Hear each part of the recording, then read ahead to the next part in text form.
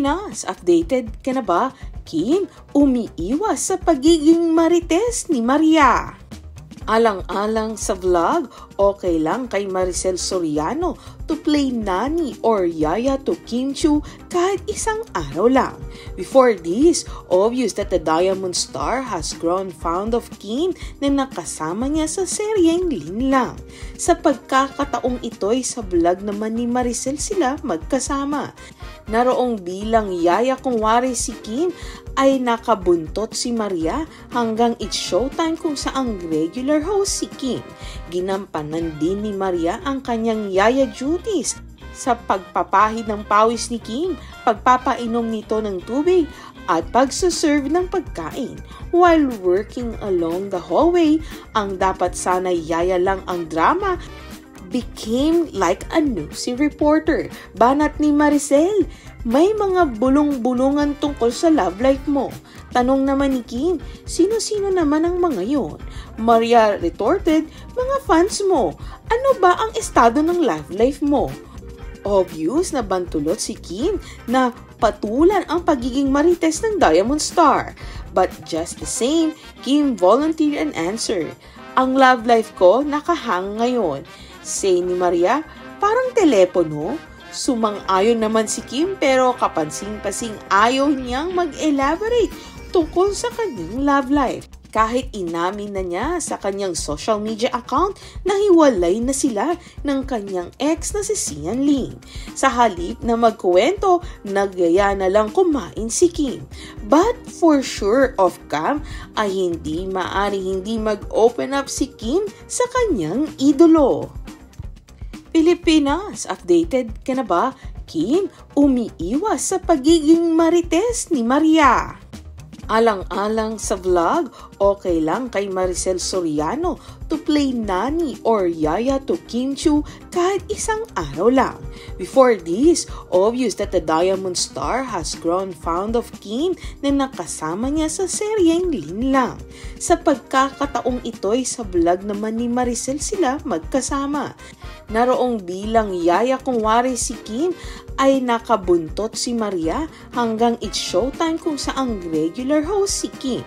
Ginampanan din ni Maria ang kanyang yaya duties sa pagpapahid ng pawis ni Kim, pagpapainom nito ng tubig at pagsuserve ng pagkain. While working along the hallway, ang dapat sana yaya lang ang drama became like a nosy reporter. Banat ni Maricel, may mga bulong-bulungan tungkol sa love life mo. Tanong naman ni Kim, sino-sino naman ang mga yon? Maria retorted, mga fans mo. Ano ba ang estado ng love life mo? Obvious na bantulot si Kim na patulan ang pagiging marites ng Diamond Star. But just the same, Kim volunteered an answer. Ang love life ko nakahang ngayon. Say ni Maria, parang telepono. Sumang-ayon naman si Kim pero kapansing-pasing ayaw niyang mag-elaborate tungkol sa kanyang love life. Kahit inamin na niya sa kanyang social media account na hiwalay na sila ng kanyang ex na si Sian Ling. Sa halip na magkuwento, nagyaya na lang kumain si Kim.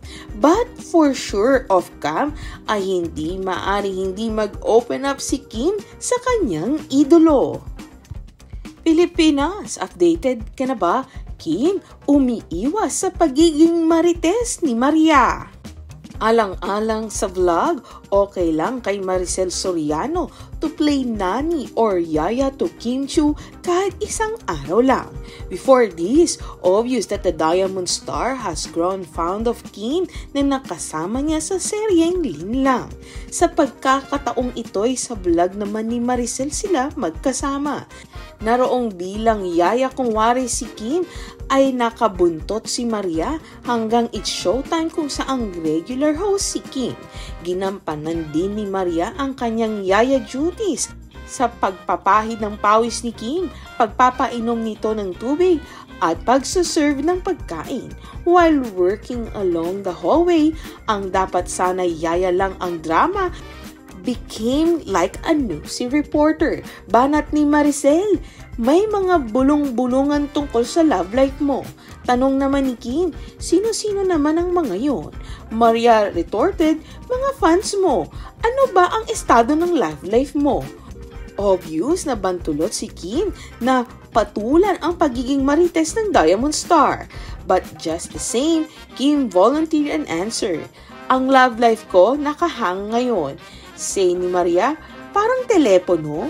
Sumang-ayon naman si Kim pero kapansing-pasing ayaw niyang mag-elaborate tungkol sa kanyang love life. Kahit inamin na niya sa kanyang social media account na hiwalay na sila ng kanyang ex na si Sian Lim.